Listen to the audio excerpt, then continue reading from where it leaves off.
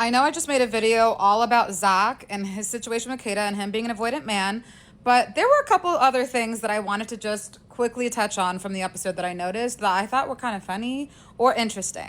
Nothing to psychoanalyze here, this is just my thoughts. But first, can we talk about my clients, Brinity? Let's talk about them real quick. Let's talk about the reassurance, the open communication, the nail polish, the glasses, the tea spilling, the lore. I'm sorry. Need I say more? Other thing that I noticed, did anyone else notice this or am I actually insane? But when Sincere was talking to Soul the very first time, she was talking about how she got to that pixie cut, which by the way looks... But she was telling the story of how when her father passed away, she was dealing with stress-induced alopecia from the grief, and then it inevitably led to her just having a pixie cut. Let me know why this man Sincere completely skips over the fact that this woman lost her father, had stress-induced alopecia, but lost her father.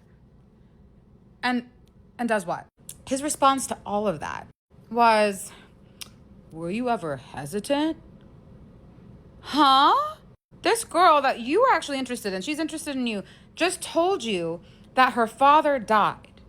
And that's what inevitably led to her getting the pixie cut, and that is your response. Not, wow, I'm so sorry to hear that. I don't know. I mean, clearly she didn't seem fazed by it.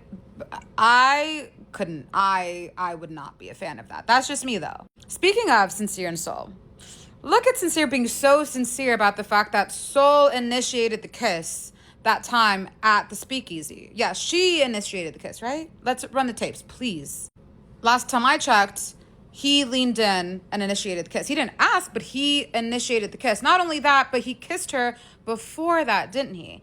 And he straight up asked her to kiss. But of course, he's not going to mention that to Mel, is he? Even though that first time, the bombshell Soul, Deadeye said, well, I guess you're going to have to tell Mel. Like, it has to come from you, right? And he was like, yeah. If she asks, I'll definitely tell her.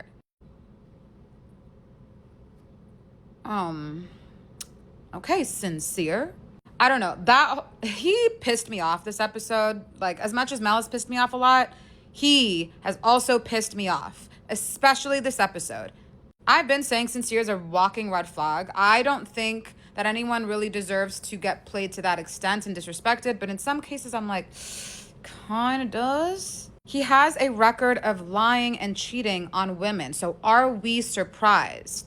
Last but not least, get Gabriel out of the damn villa. I am so tired of him kissing anything that moves, anything with lips, anything that is in front of him. Like, it's getting exhausting at this point. I know we've talked about it, but this is too much. And I can tell that Bea is just trying to put on a front. I can tell that she's actually very scared, very hurt, but she's just trying to play the cool girl. She's trying to put on a front saying, you know what, like, if he explores, what can I do? I'm not going to chase a man. I'm not... She likes him so bad. She straight up professed that he is one of the only men that's ever allowed her to be in her feminine energy and to be so vulnerable and she could be herself and Her being in her masculine energy is one of her biggest insecurities. And this man broke that. So no, she's not going to just immediately detach and just not care when he's kissing anything that moves. It's a front, 110% a front, and I know she's going to be crushed. Just wait for it. I don't know.